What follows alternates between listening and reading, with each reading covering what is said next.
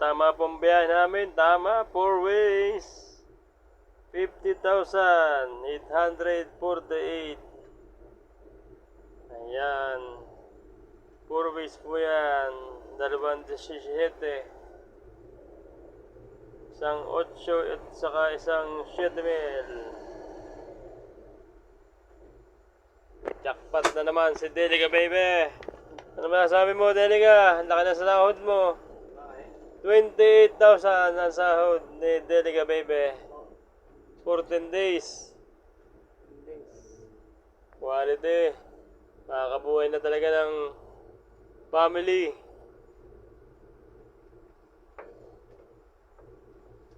Mamaya, sahod ulit tayo. Romblo naman. Romblo naman natin sasahurin. So, palagi po tayo sahod sa Dalahigan. Palagi may sahod. Ito ang itsura ng Dalahigan. Pagkagabi, napakaliwanag.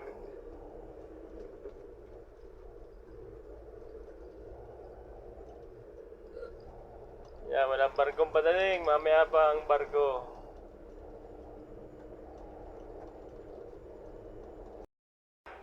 Ayan, sulit po ang pagod namin ni Delica. Naka 50,800 kami ngayong araw na ito. 4 ways pa, 4 ways.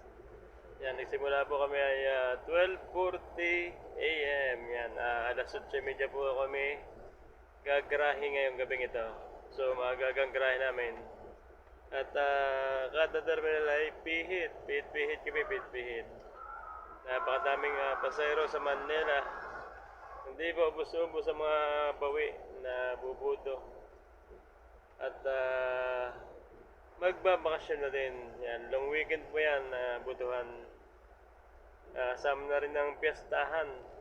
Yan, magkakasabay po yan. Kaya marami yung umuwi ng Quezon, Bicol, Daet at Bisaya. Yan. Maraming salamat po at magandang gabi po sa inyong lahat. Ayan, pihit na naman dito sa Buendia. Pagdating nung sila dito, pihit na yung pasero.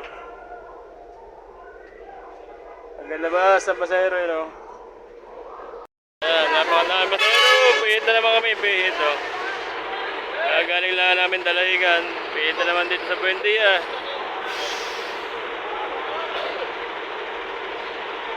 Maraming pasero palos. Ayan, Dalahigan yan. Ayan o. Ay, mga senyor, pauna.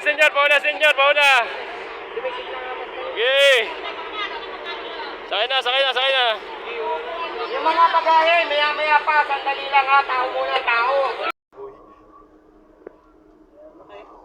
May ginagawa kasi pier dyan. Hindi pala yun sa Sa Riyaya. Sa Sa Yosek.